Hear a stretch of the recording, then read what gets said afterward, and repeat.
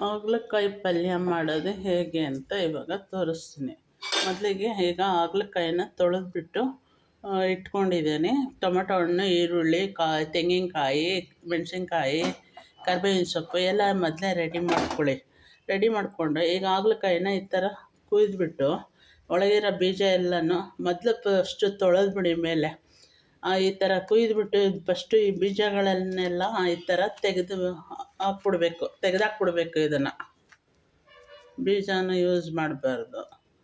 ಈ ಥರ ಬೀಜಗಳನ್ನ ತೆಗೆದುಬಿಟ್ಟು ಇದನ್ನು ಸಣ್ಣ ಸಣ್ಣಕ್ಕೆ ಕುಯ್ದು ಸಣ್ಣಕ್ಕೆ ಪೀಸ್ ಮಾಡಿ ಇಟ್ಕೋಬೇಕು. ಮೊದಲಿಗೆ ಇಷ್ಟನ್ನು ರೆಡಿ ಮಾಡ್ಕೊಳ್ಳಿ ಹಾಗಲಕಾಯಿ ಪಲ್ಯ ಮಾಡೋದಕ್ಕೆ. ಈ ಥರ ಸಣ್ಣ ಕಚ್ಚಿರೋ ಅಂಥ ಹಾಗಲಕಾಯಿನ ಈ ಥರ ಒಂದು ತವೆ ಅಥವಾ ರೊಟ್ಟಿ ಹಂಚನ್ನ ಇಟ್ಕೊಂಡು ಹಿಂಗೆ ಸ್ವಲ್ಪ ರೋಸ್ಟ್ ಮಾಡಬೇಕು, ಡ್ರೈ ರೋಸ್ಟ್ ಥರ. ಇಲ್ಲ ನಿಮ್ಗೆ ಟೈಮ್ ಇಲ್ಲ ಅಂತಂದರೆ ಸ್ವಲ್ಪ ಆಯಿಲ್ ಹಾಕಿ ರೋಸ್ಟ್ ಮಾಡ್ಕೊಳ್ಳಿ. ಈಗ ಇಲ್ಲಿ ಇದು ರೋಸ್ಟ್ ಆಗಿದೆ, ಇದು ಸ್ವಲ್ಪ ಮಟ್ಟಿಗೆ ರೋಸ್ಟ್ ಆಗಿದೆ. ಈಗ ಒಗ್ಗರಣೆಗೆ ಹಾಕಬೇಕು. ಈಗ ಈ ಥರ ರೋಸ್ಟ್ ಆಗಿದೆ ಸ್ವಲ್ಪ ಆಯಿತು. ಈ ಕಡೆ ಇನ್ನೊಂದು ಕಡೆ ಪಲ್ಯ ಮಾಡೋದಕ್ಕೆ ಒಂದು ಪಾತ್ರೆ ಇಟ್ಟಿದ್ದೀನಿ. ಈ ಕಡೆ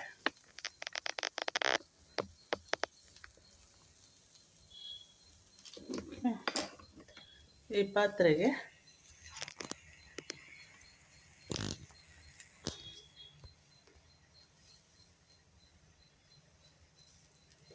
ಈಗ ಸ್ಟವ್ ಹಚ್ಚಿದ್ದೀನಿ. ಸ್ಟವ್ ಹಚ್ಚಿ ಇದಕ್ಕೆ ಆಯಿಲ್ ಹಾಕ್ತೀನಿ ಒಗ್ಗರಣೆಗೆ ಹಾಕೋಕ್ಕೆ. ನಿಮ್ಗೆ ಎಷ್ಟು ಬೇಕೋ ಅಷ್ಟು ನೋಡ್ಕೊಂಡು ಹಾಕ್ಕೊಳ್ಳಿ.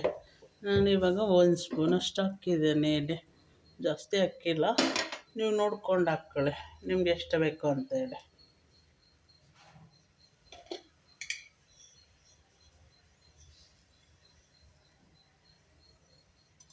ಇದಕ್ಕೆ ಸಾಸಿವೆ ಹಾಕ್ಕೊಳ್ಳಿ.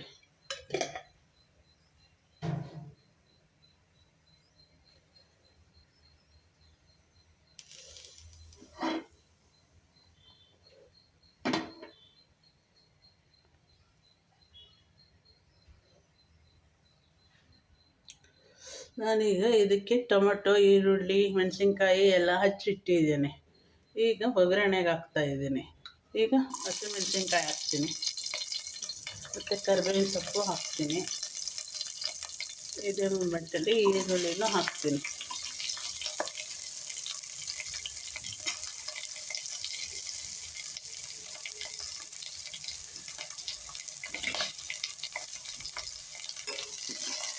ಈ ಥರ ಮಾಡಿಕೊಂಡ್ರೆ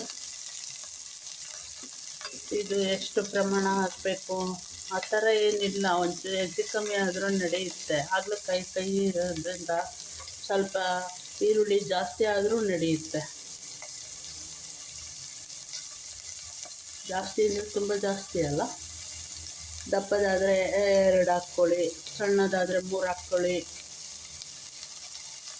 ಈಗ ಅದು ರೋಸ್ಟ್ ಆಗ್ತಾ ಇದೆ ಅದು. ಈ ಮೂಮೆಂಟಲ್ಲಿ ಸ್ವಲ್ಪ ಅರಶಿನ ಪುಡಿ ಹಾಕ್ತೀನಿ. ಮುಕ್ಕೊತಾ ಹೋಗಿ ಒಂದೊಂದಾಗಿ ಆ್ಯಡ್ ಮಾಡ್ತಾ ಹೋಗ್ತೀನಿ. ಇವಾಗ ಸ್ವಲ್ಪ ಕೈ ಆಡಿಸ್ಬೇಕು ಹಿಂಗೆ.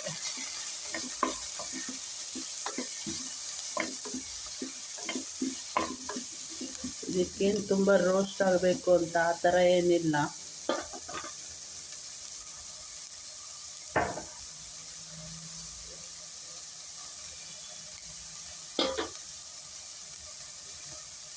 ನಾನಿಲ್ಲಿ 3 ಟೊಮೊಟೊ ಹಣ್ಣು ತೊಗೊಂಡಿದ್ದೇನೆ. ಟೊಮೊಟೊ ಹಣ್ಣಿನ ಕಾಲದಲ್ಲಿ ಯಥೇಚ್ಛವಾಗಿ ಸಿಕ್ಕಾಗ ಬರೀ ಟೊಮೊಟೊ ಹಣ್ಣಲ್ಲೇ ಮಾಡೋವಂಥದ್ದು.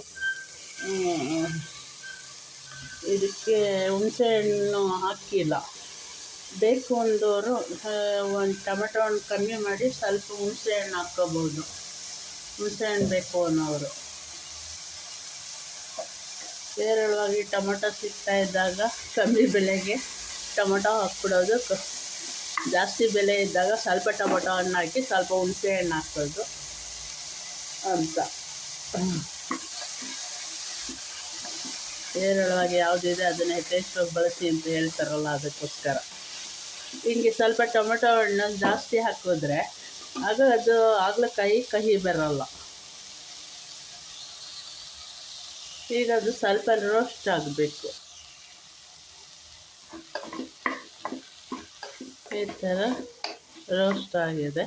ಈ ಮೂಮೆಂಟಲ್ಲಿ ನಾನು ಇಲ್ಲಿ ಹುರಿದಿರೋ ಅಂಥ ಹಾಗಲಕಾಯಿನ ಇದಕ್ಕೆ ಸೇರಿಸ್ತೀನಿ. ಇವಾಗ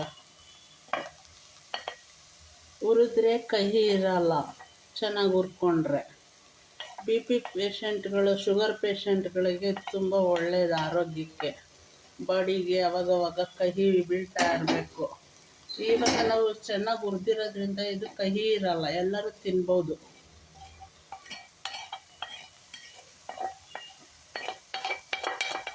ಹಿಂಗೆ ಸಪ್ರೇಟ್ ಮೊದಲೇ ಸ್ವಲ್ಪ ರೋಸ್ಟ್ ಮಾಡ್ಕೊಂಬಿಟ್ರೆ ಡೈರೆಕ್ಟಾಗಿ ಪಲ್ಯಕ್ಕೆ ಹಾಕ್ಬೋದು. ಇಲ್ಲಾಂದರೆ ಜಾಸ್ತಿ ಪಾತ್ರೆಯಲ್ಲಿ ನಾವು ಹುರಿತಾ ಹೋಗಬೇಕು, ಆಗ ಪಾತ್ರೆ ತಳ ಹಿಡಿಯುತ್ತೆ.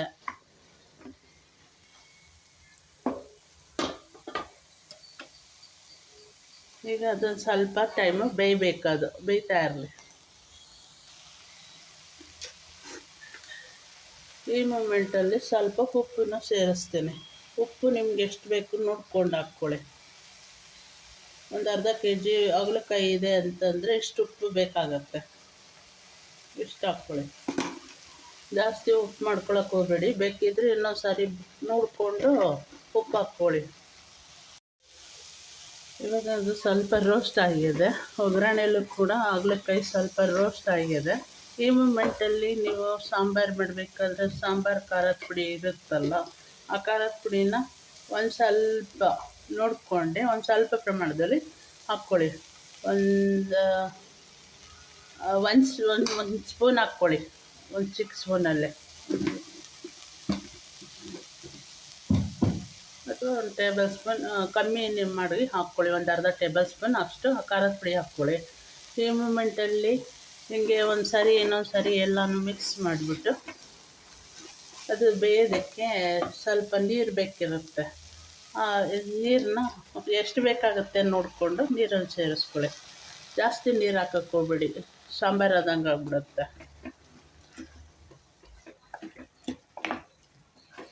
ಯಾಕೆ ಮೊದಲೇ ಎಲ್ಲ ಬೆಂದಿರುತ್ತೆ, ಈರುಳ್ಳಿ ಟೊಮೆಟೊ ಎಲ್ಲ ಒಗ್ಗರಣೆಯಲ್ಲಿ ಬೆಂದಿರುತ್ತೆ, ಮೆಣಸಿನ್ಕಾಯಿ ಹಾಗಲಕಾಯಿ ಎಲ್ಲ ಮಕ್ಕಳು ಮರಿ ಎಲ್ಲ ತಿನ್ಬೋದು. ಈ ಥರ ಮಾಡಿದ್ರೆ ಕಹಿ ಬರಲ್ಲ. ಈಗ ಸ್ವಲ್ಪ ಬೇಯ್ತಾ ಇದೆ ಅದು, ನೋಡ್ಕೊಂಡು ಇನ್ನೊಂದು ಸ್ವಲ್ಪ ಬೇಕಾ ನೋಡಿಕೊಂಡು ಇನ್ನೊಂದು ಸ್ವಲ್ಪ ನೀರು ಹಾಕ್ಕೊಂಬಿಡಿ. ಇನ್ನೊಂದು ಕುದಿ ಇದಕ್ಕೆ ಇಟ್ಬಿಟ್ರೆ ಅಲ್ಲಿಗೆ ಅದು ಬೆಂದಿರುತ್ತೆ. ನೆಕ್ಸ್ಟ್ ಏನು ಮಾಡಬೇಕಂತ ಹೇಳ್ತೀನಿ.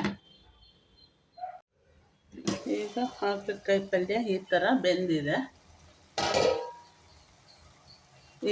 ಬೆಂದಿದೆ, ಇವಾಗ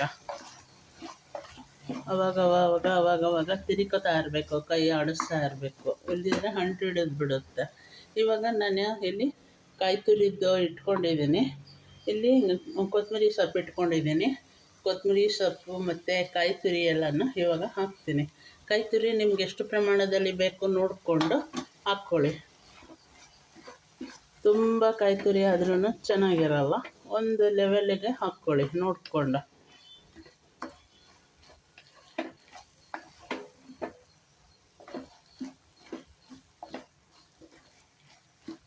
ಇವಾಗ ಹಾಗಲಕಾಯಿ ಪಲ್ಯ ರೆಡಿಯಾಗಿದೆ. ಇವಾಗ ಇದಕ್ಕೆ ಕಾಂಬಿನೇಷನ್ ಏನು ಅಂತಂದರೆ ರೊಟ್ಟಿ, ಅಕ್ಕಿ ರೊಟ್ಟಿ. ಇದಕ್ಕೆ ಕಾಂಬಿನೇಷನ್ ಅಕ್ಕಿ ರೊಟ್ಟಿ ಅಥವಾ ರಾಗಿ ರೊಟ್ಟಿ ಅದನ್ನು ಮಾಡಿಕೊಂಡು ಈ ಥರ ಪಲ್ಯನ ಮಾಡಿಕೊಂಡ್ರೆ ಇದು ಕಹಿ ಇರಲ್ಲ. ಇವಾಗ ಹುರಿದಿರೋದ್ರಿಂದ ಕಹಿ ಇರಲ್ಲ. ಆಹಾ, ತಿಂತಾಯಿದ್ರೆ ಎಷ್ಟು ಚೆನ್ನಾಗಿರುತ್ತೆ ಗೊತ್ತಾ. ಆ ಕಹಿನೇ ಇರಲ್ಲ, ಸ್ವಲ್ಪನೂ ಕಹಿ ಇರಲ್ಲ. ಬಿಟ್ಟರ್ಗಾಡ್ ಪಲ್ಯ ಅಥವಾ ಸಬ್ಜಿ ಅಥವಾ ಹಾಗಲಕಾಯಿ ಪಲ್ಯ ಏನು ಹೇಳ್ತೀರಾ, ಸೂಪರಾಗಿರುತ್ತೆ. ಶುಗರ್ ಪೇಷಂಟ್ಗಳಿಗೆ ಇದನ್ನು ವಾರಕ್ಕೊಂದು ಸಾರಿ ಮಾಡಿಕೊಟ್ರೆ ಅವ್ರಿಗೆ ಬಾಡಿ ಹಾಯ್ ಅನಿಸುತ್ತೆ. ಕಹಿ ಬೀಳಬೇಕಲ್ಲ ನೋಡಿ. ಈ ಥರ ಹಾಗಲಕಾಯಿ ಪಲ್ಯ ಮಾಡ್ಕೊಳ್ಳೋ ವಿಧಾನ.